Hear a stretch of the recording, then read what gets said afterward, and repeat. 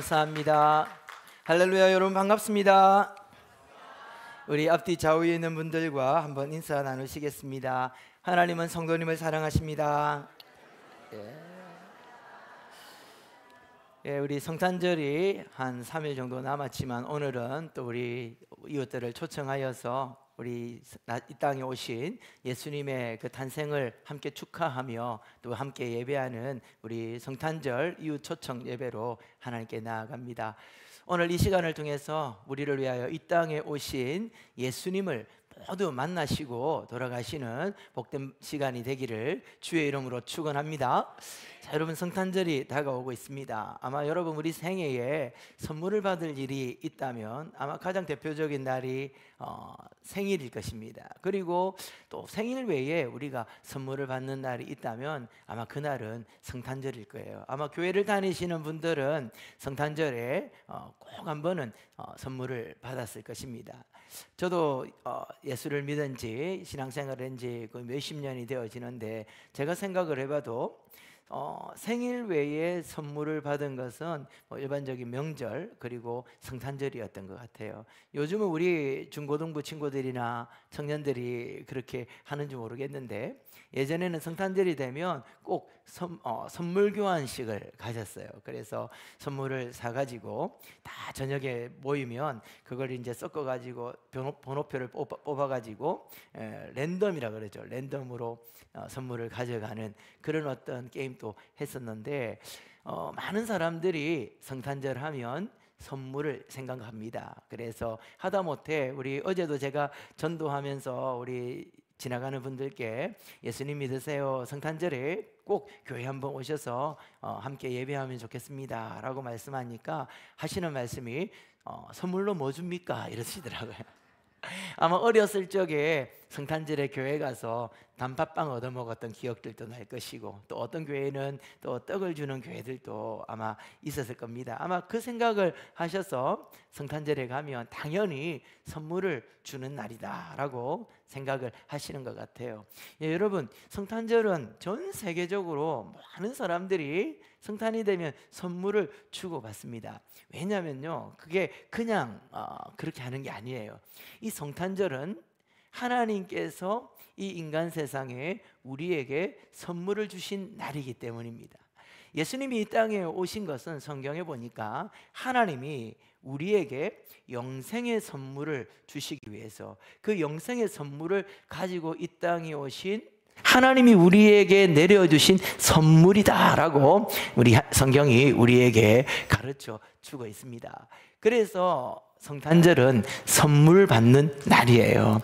여러분들에게 저희가 드릴 수 있는 가장 좋은 선물, 가장 값진 선물은 바로 우리를 위하여 이 땅에 오신 예수 그리스도이십니다. 오늘 우리 교회 처음 오신 분들 또 우리 교회에 오셨더라도 아직도 예수님을 선물로 받아보지 못하신 분들이 있다면 오늘 이 예배를 통해서 하나님께서 우리에게 주신 이 영생의 선물인 예수님을 꼭 만나시기를 주님의 이름으로 축원합니다.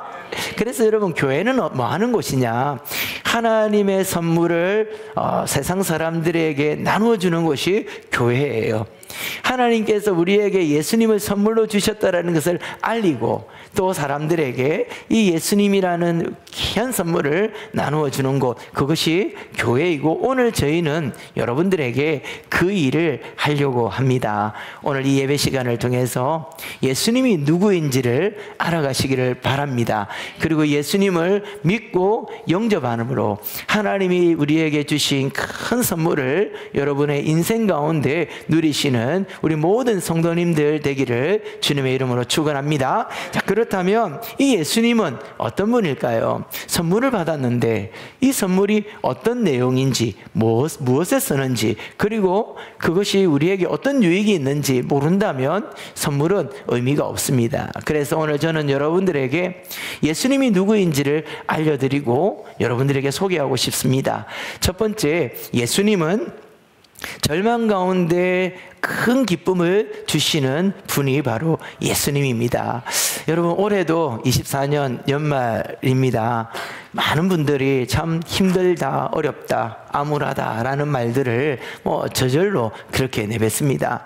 TV를 틀면 계속해서 뉴스가 나오는데 그 뉴스 기사 가운데 정말 하나라도 우리의 마음을 기쁘게 해주고 흡족하게 하고 우리에게 소망을 주는 그런 기사는 찾아보기가 정말 어렵습니다. 우리 모든 서민들이 또 대한민국의 국민들이 뉴스를 보고 있으면 한숨만 나오는 것 같습니다. 그래서 어쩌면 25년 새해가 더 기다려지는지도 모르겠습니다. 내년에는 조금 더 나아지겠지. 내년에는 새로운 일들이 생기겠지라는 소망을 가지고 새해를 기다려봅니다. 그런데 제가 장담컨대 그런 일은 없을 것 같습니다. 왜냐하면 제가 오래 인생을 많이 산 것은 아닌데 한 50년 조금 더 살아보니까 제가 태어나서 지금까지 단 한 번도 연말에 올해는 정말 행복한 해였어, 올해는 정말 우리 국민이 너무나도 풍족한 해였어, 너무나도 살기 좋았던 시절이다 라고 말하는 것을 들어본 적이 단 한 번도 없다라는 것이죠. 언제나 연말에 들리는 말들은 올해 참 힘겨웠다, 너무너무 힘들었다, 내년에는 뭔가 새로운 것이 있겠지라고 새해 인사를 나누지만 새해 복 많이 받으세요, 새해는 행복하세요 라고 말하지만 또 그 해의 연말이 되면 똑같은 그런 한숨과 푸념들과 올해 어떻게 살아왔는지 모르겠다, 왜 이렇게 경제가 어려운지, 정치가 혼란한지, 왜 이 세상이 이런지, 이런 이야기들을 50년 넘게 들어왔다라는 것이죠. 저만 그런 게 아니죠. 우리 모든 성도님들, 여기 계신 우리 모두가 아마 그런 이야기들을 들어왔을 것입니다. 단 한 번도 이 세상은 평화로운 적이 없었고 단 한 번도 우리에게 큰 만족을 주거나 기쁨을 주는 날이 없었던 것 같습니다. 오늘 우리가 읽은 이 성경 본문의 시작이 헤롯의 때에라고 시작됩니다. 이 말 한마디가 지금 예수님이 탄생하시고 예수님이 태어나신 이 시대, 그리고 예수님이 태어난 이 유대 땅이 얼마나 암울하고 절망적이고 그리고 많은 사람들이 슬퍼하며 고단한 삶을 살아왔는지를 우리에게 말해주는 한 단어입니다. 여러분, 우리도 그 당시에 누가 왕이었는가, 누가 대통령이었는가, 그것들을 회상해 보면 그 사람의 이름 한마디에 그 시대는 이랬구나라는 것을 다 예상을 합니다. 마찬가지로 헤롯 왕 때에라는 이 말 한마디가 그 시대가 어떠했는지, 이 유다 땅에 있는 이스라엘 백성들의 삶이 어땠는지를 다 설명하고 있는 것입니다. 헤롯 왕 때에 이스라엘 백성들은 어떤 삶을 살았을까요? 로마라는 거대한 제국의 식민지가 되어서 그 로마가 요구하는 엄청나게 많은 세금을 로마에 갖다 바치는 그런 어려운 생활고를 겪고 있었습니다. 그리고 로마로부터 압제를 당하고 억압을 당하고 주권을 박탈당하는 그런 시대였습니다. 그런데 헤롯 왕은 또 로마의 황제의 그 힘을 등에 업고 유대의 왕이 되어서 백성들의 피를 빨아먹고 백성들을 억압하고 폭정을 행하는 시대가 바로 헤롯 왕 시대였다라는 것입니다. 자, 그렇다면 그 시대 종교 지도자들은 어땠을까요? 우리나라와 달리 유대는 종교적인 국가입니다. 그래서 백성들이 삶이 고달프고 경제적으로 정치적으로 여러 가지 현실적인 어려움이 있다고 할지라도 종교 지도자들, 제사장들과 그리고 서기관들이나 또 이런 선지자들이 그 백성들의 영혼을 달래주고 마음을 위로하고 또 그들에게 소망과 희망을 북돋아 주므로 그 고된 시간을 이겨내고 극복하고 견뎌낼 수 있도록 도와주는 자들이 바로 종교 지도자들이죠. 오늘 우리 시대의 목사의 역할도 마찬가지입니다. 제가 여러분들의 경제적인 살림살이를 윤택하게 도와줄 수 있는 방법은 제게는 전혀 없습니다. 그러나 제가 할 수 있는 것은 여러분들에게 하나님의 말씀을 대언하고 하나님의 말씀으로 여러분을 위로하고 또 여러분들을 위해서 기도함으로 여러분들의 마음과 믿음을 강건하게 하여서 이 어려운 시대, 정말 고달픈 시대에 믿음으로 여러분들이 견뎌내고 이겨나갈 수 있도록 힘과 용기를 북돋아주고 위로하는 역할이 목사가 해야 될 일이고 종교 지도자들이 해야 되는 일이죠. 그런데 이 시대의 종교 지도자들은 그러한 역할을 온전하게 수행하지 못했습니다. 오히려 더 타락하여서 백성들에게 큰 짐이 되어지고 백성들에게는 더욱더 큰 절망과 슬픔을 가져다 준 자들이 제사장들과 서기관들과 이와 같은 종교 지도자들이었어요. 왜냐하면 이들은 로마와 그리고 헤로드 왕과 결탁을 하여서 많은 혜택을 누리고 그들이 기득권을 가지고 그 기득권을 행사하는 삶을 살았기 때문에 백성들의 기도 제목이 무엇인지, 이 백성들이 어떤 고달픔과 어떤 어려움을 겪고 있는지 그런 것에 대해서는 안중에도 없었다라는 것이죠. 헤롯 왕 때에 이스라엘에는 기쁨이 없었습니다. 모두가 절망 가운데 그리고 고된 인생 가운데 한숨을 쉬며 살아왔다라는 것이죠. 그런데 이와 같은 때에 도무지 기뻐할 수 없고 가장 큰 절망과 가장 큰 고통과 고된 삶을 살아야 되는 그 한 곳에 기쁨의 탄성이 터져 나오는 것입니다. 오늘 우리가 읽은 이 본문의 내용이 그것입니다. 마치 메마른 사막에 물기라고는 요만큼도 찾아볼 수 없었던 그 사막 한복판에 시원한 생수가 터져나와서 그 주변의 모든 사람들이 그것을 집중하게 만들고 그것에 온 사람들이 그 갈증을 해갈게 되어지는 그런 역사가 일어난 것입니다. 동방의 박사들이 별을 따라서 찾아왔습니다. 여기서 이 동방이라는 곳이 어떠한 곳인지는 정확하게 알 수는 없지만 그 시대적 상황을 볼 때 아마 페르시아였을 것이다 라고 생각을 합니다. 올해로 지금으로 말하면 이란 정도 되는 곳에서 동방의 박사들이 별을 보고 찾아온 것이죠. 그들이 별을 보고 찾아온 것은 온 세상을 구원할 메시아의 별이라고 생각하였고 만왕의 왕이신 예수가 나신다라는 것을 그들이 별을 보고 점을 치는 그 당시에는 천문학자들을 동방 박사, 점성술사들이 마치 오늘 우리 시대의 천문학자와 같은 자들입니다.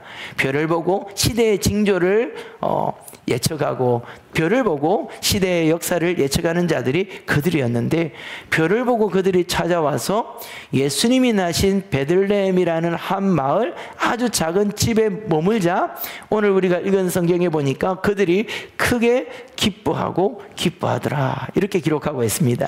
여기서 크게 기뻐하고 기뻐한다라는 것은 기뻐서 어쩔 줄을 모른다는 거예요.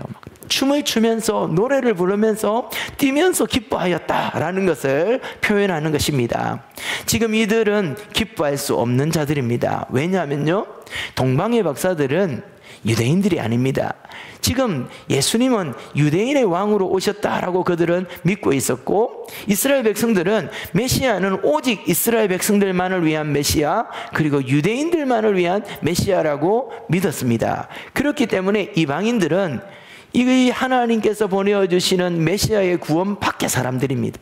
예수님이 오신다 할지라도 메시아가 온다 할지라도 그들은 그 메시아가 우리에게 베풀어 주시는 구원의 혜택을 전혀 받아 누릴 수 없는 구원 밖의 사람들, 구원의 외인들이다라고 생각하고 있었던 것이죠. 그런데 이 동방의 박사들은 예수님께서 이 땅에 오셨다라는 것을 듣고 그리고 그것을 확인한 후에 크게 기뻐하고 기뻐합니다.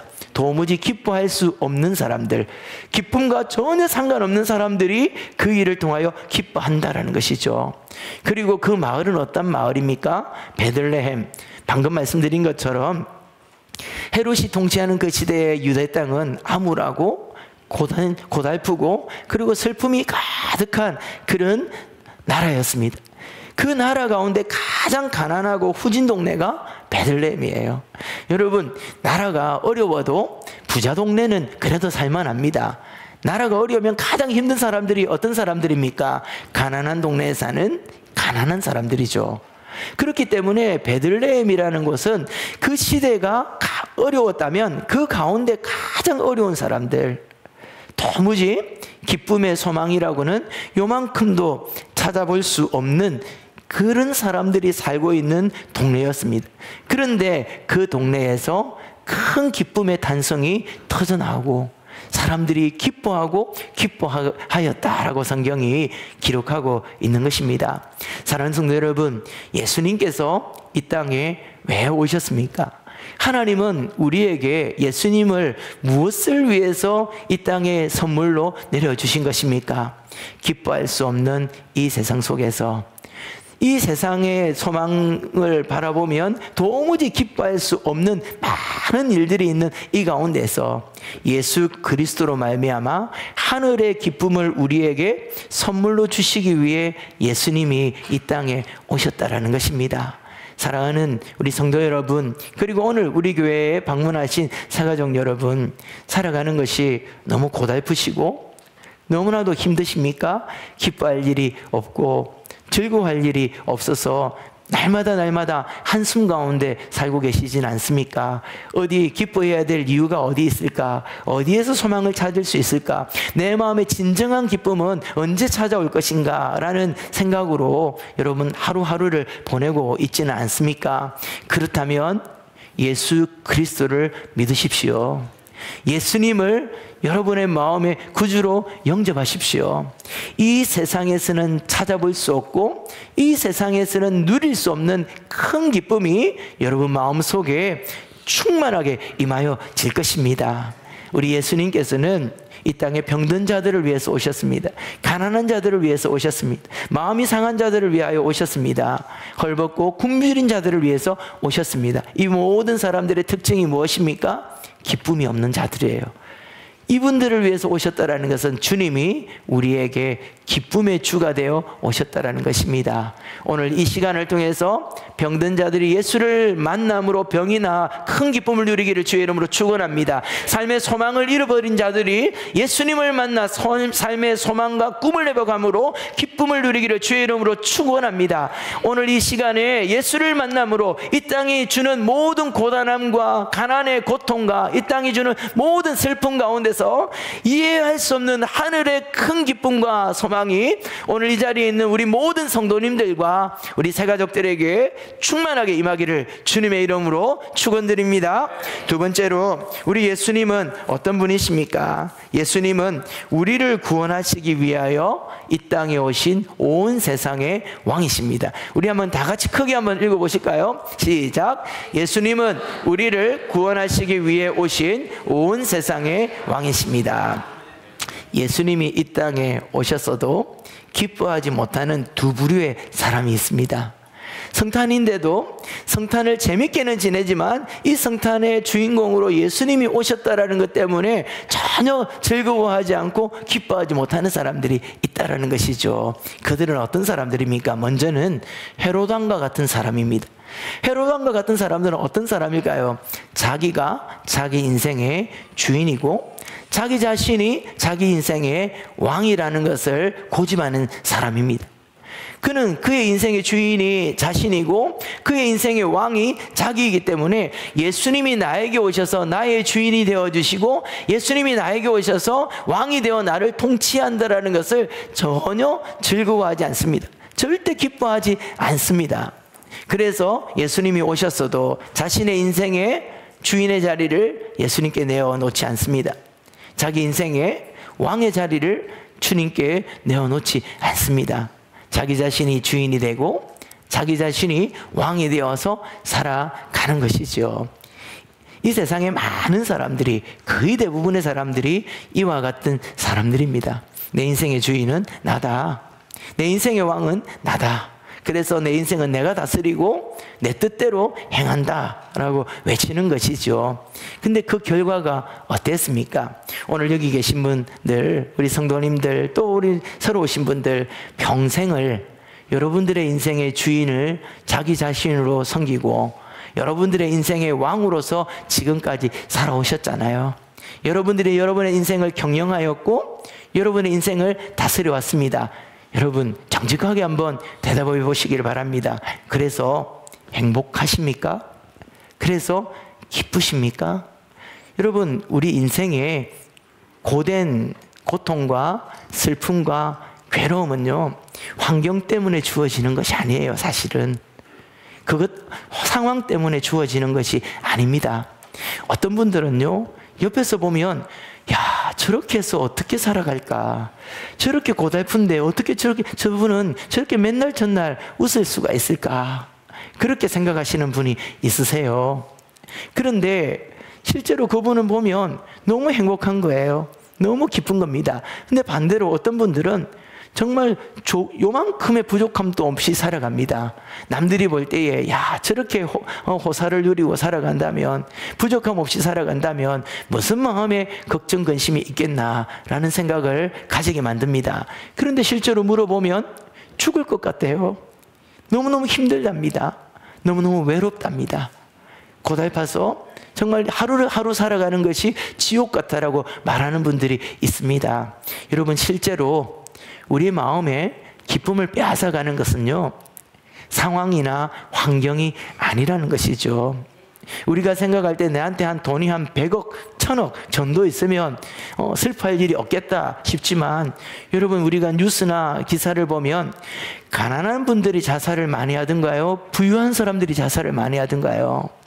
여러분, 뉴스를 보면 마약이나 이런 중독에 빠지는 사람들이, 가난한 자들이 중독에 빠집니까? 부유한 자들이 중독에 빠집니까? 아이러니하게도 돈이 많고 부유한 사람들이 그런 곳에 더 빠지게 됩니다. 무엇을 우리에게 말씀하는 것입니까? 상황이나 환경이나 조건이 우리를 행복하게 하고 우리를 기쁘게 하는 게 아니라는 것이죠. 그것 때문에 슬퍼하거나 힘들어하는 것이 아니라는 거예요. 원인은 어디에 있습니까? 주인이 잘못되었기 때문이에요. 왕을 잘못 모시고 있기 때문입니다. 내 능력으로 해결할 수 있는 문제가 생겼을 때는 우리가 평안하다고 합니다. 근데 우리가 인생을 살아가다 보면요, 내 능력 밖의 일이 훨씬 더 많아요. 돈으로 해결할 수 없는 일들이 훨씬 더 많습니다. 그래서 내 능력 밖의 일, 내 재능 밖의 일을 만났을 때 우리가 고난을 당한다 그러죠. 그때에 우리는 나의 무능력만큼이나 고통스럽습니다. 나의 무능한 만큼이나 내가 연약한 만큼 어렵고 힘든 삶을 살아간다는 것이죠. 그런데 주인이 납니다. 왕이 나입니다. 그 문제를 해결할 수가 없는 것이죠.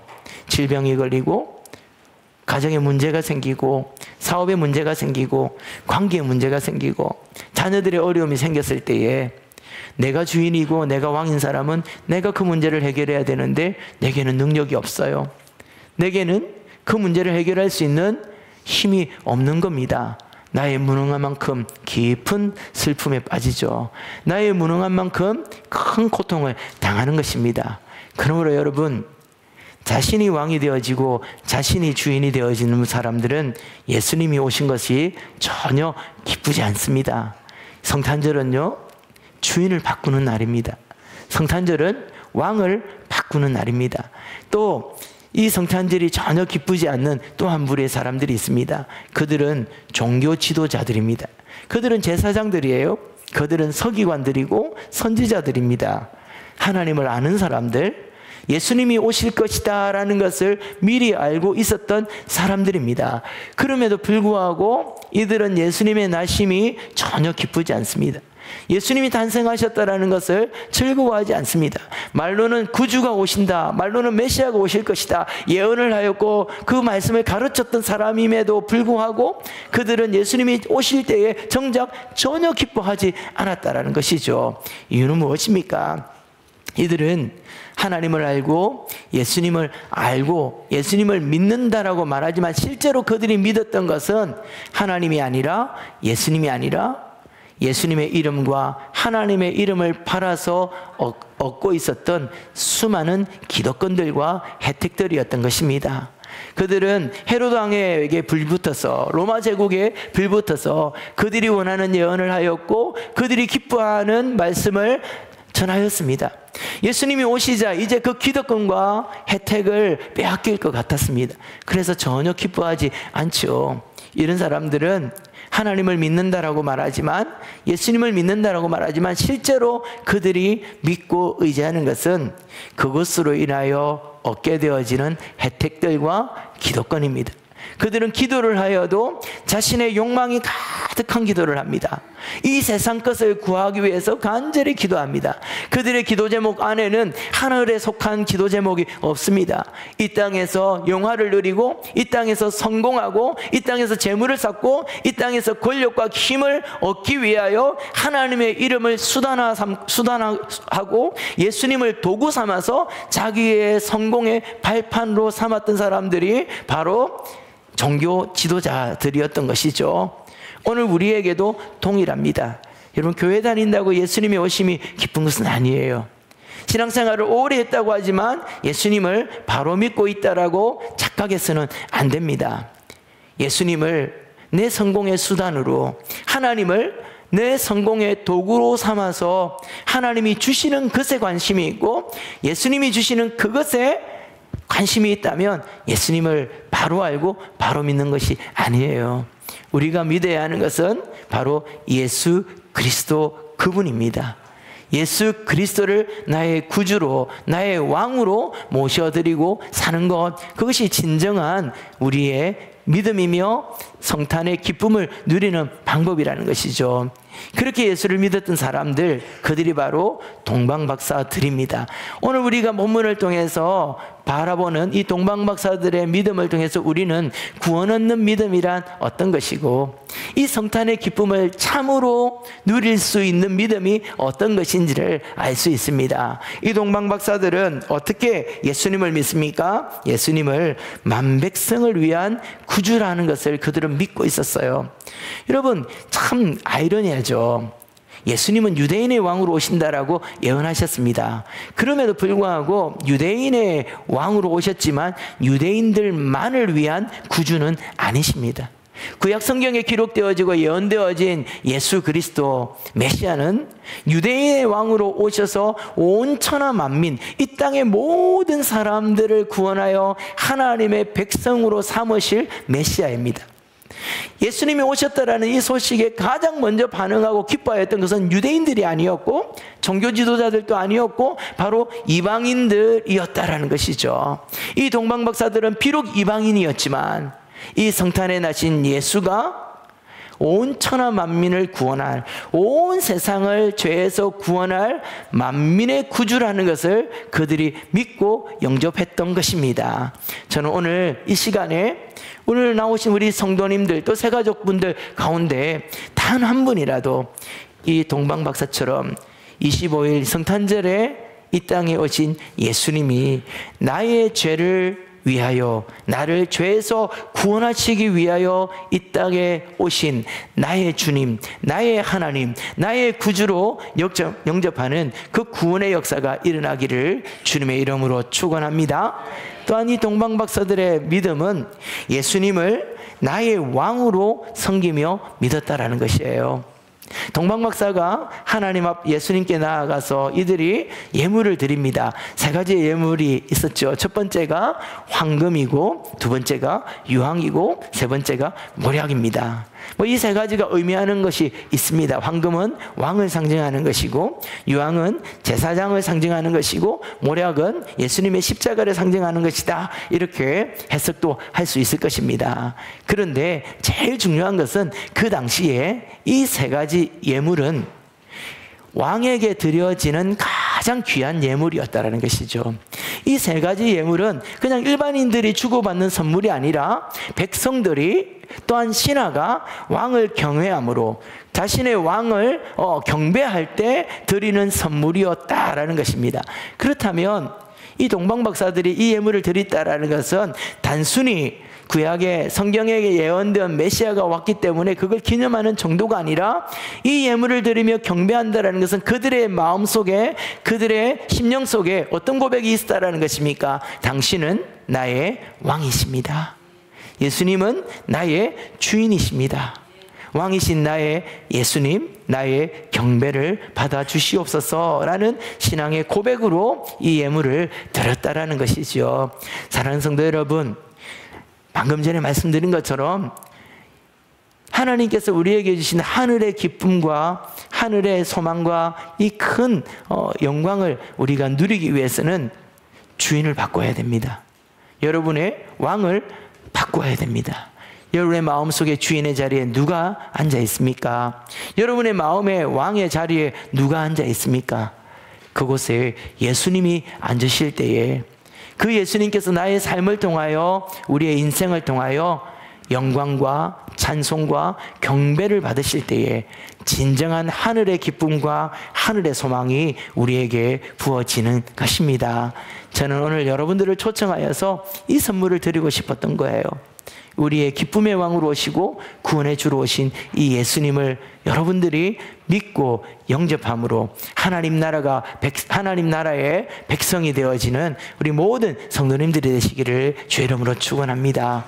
어렵고 고달프고 한숨뿐인 이 세상 가운데 진정한 소망은 오직 예수님 안에 있음을 믿으시는 우리 모든 성도님들 되시기를 주님의 이름으로 축원합니다. 이 시간에 제가 한번 여러분들을 위해서 기도하겠습니다. 기도할 때에 여러분의 마음으로 믿고 또 동의가 되는 분들은 아멘이라고 화답해 주시기를 바랍니다.